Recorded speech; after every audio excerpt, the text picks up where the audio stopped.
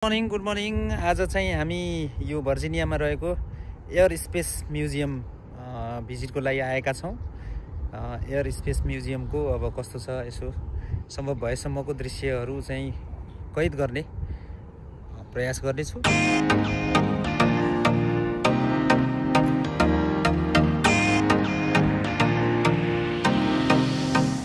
यो चाहिँ यहाँको पार्किङ स्पेस। आज चाहिँ त्यति धेरै गाडीहरू रहेनछ, हुन त यो पल्लो ठाउँमा धेरै गाडीहरू छ। यो हो मेन बिल्डिङ।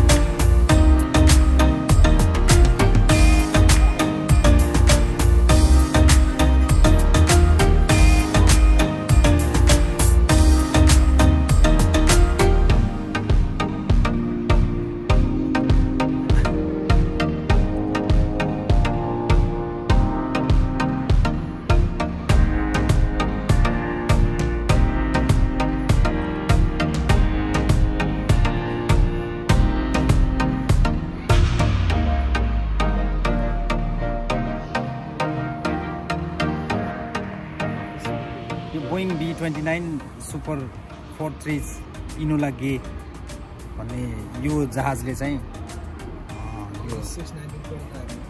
अगस्त 6, 1945 मा चाहिँ यो हिरोसिमा जापानमा चाहिँ यिनीहरूले चाहिँ बम खसाल्ने प्लेन रहेछ। यो यही हो इनोला गे, पुरै ऐतिहासिक प्लेन। हामी हेर्न सक्छौँ ठुलो रहेछ र चाहिँ पखेटा पनि, यो प्रोपेलर पनि दुईवटा रहेछ सँगै जोडिएको। यही नै रहेछ यो ऐतिहासिक जहाज।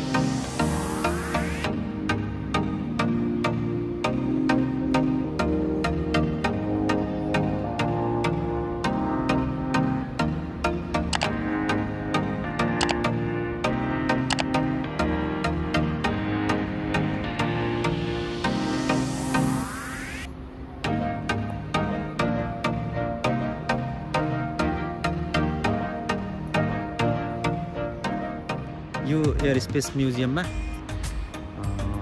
धेरै प्रकारका जहाजहरू एयर स्पेसहरू देखियो। युएस आर्मीले विभिन्न समयमा विभिन्न कालखण्डमा प्रयोग गरेका विभिन्न प्रकारका हवाईजहाजहरू एयर स्पेसहरू देखियो। सँगसँगै वैज्ञानिक दृष्टिकोणले रिसर्च प्रयोजनार्थ प्रयोग गरिएका जहाजहरू पनि देखियो, जस्तो कि नासाले प्रयोग गर्ने जहाजहरू, डिस्कभरी जहाज लगायत विभिन्न प्रकारका जहाजहरू पनि हेर्ने मौका पाइयो। र अहिले चाहिँ हामी यो युएस एयरफोर्सले प्रयोग गरेका जहाजहरू हेर्दैछौँ।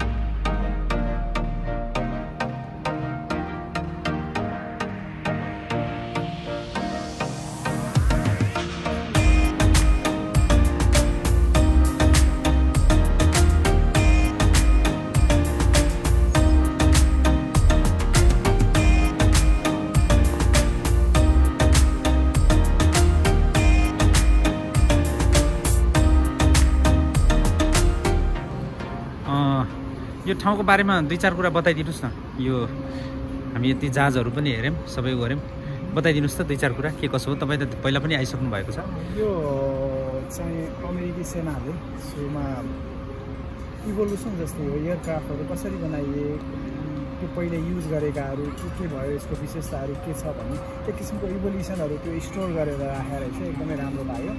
अब पहिलेको वर्ल्ड वार 2 मा पनि फाइट गरेको बम्बरहरू भयो, फाइटर प्लेनहरू, त्यो सबै यहाँ ऐतिहासिक रूपमा सङ्ग्रह गरेर राखेको छ र त्यसको डिटेल रूपमा इन्फर्मेसन सहित राखेको रहेछ। एकदमै खुसी लाग्यो। हामीले इतिहासमा पढाएको थियो वर्ल्ड वार 2 मा यसो प्रयोग गर्यो, यस्तो किसिमको प्रयोग गरेर जापानमाथि यसरी आक्रमण गर्यो भने त्यो पनि भर्खरै हामीले के छ त्यो समथिङ एलोना गे हो कि के भन्ने प्लेन पनि हेऱ्यौँ।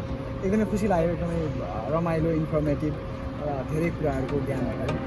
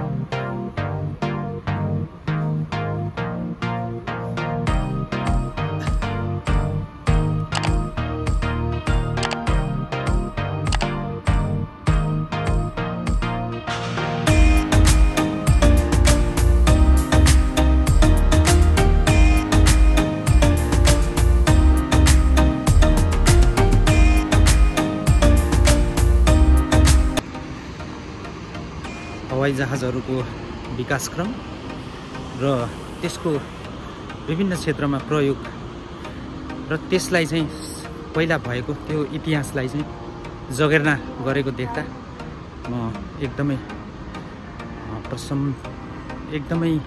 प्रफुल्लित भएको छु। एकदम रमाइलो लागेको छ। यो लेभलको चाहिँ संरक्षण, यो लेभलको चाहिँ जगेर्ना वास्तवमै प्रशंसनीय छ र सबैले सबै क्लियरली हेर्न पाउने, देख्न पाउने, सँगसँगै श्रव्य दृश्य सामग्रीहरूको प्रयोग, अडियो भिजुअल, सँगसँगै जानकार व्यक्तिहरू, गाइडहरूको पनि प्रयोग गर्न पाउने र त्यति मात्र नभएर हामीलाई कुनै जिज्ञासाहरू, प्रश्नहरू खडा भएमा अथवा उब्जिएमा त्यसलाई चाहिँ समाधानको लागि live question and answer session पनि हुने रहेछ। एकदमै रोमाञ्चक र एकदमै रमाइलो सङ्ग्रहालय भ्रमण गर्ने अवसर मिल्यो।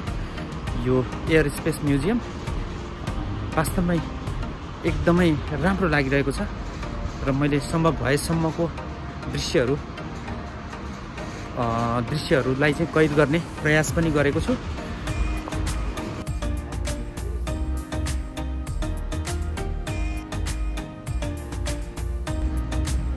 अहिले चाहिँ यो एयर स्पेस म्युजियमको अब्जर्भेसन टावरको पनि 7th फ्लोरमा रहेछ यो र अब्जर्भेसन टावरमा आइपुगेका छौँ हामी।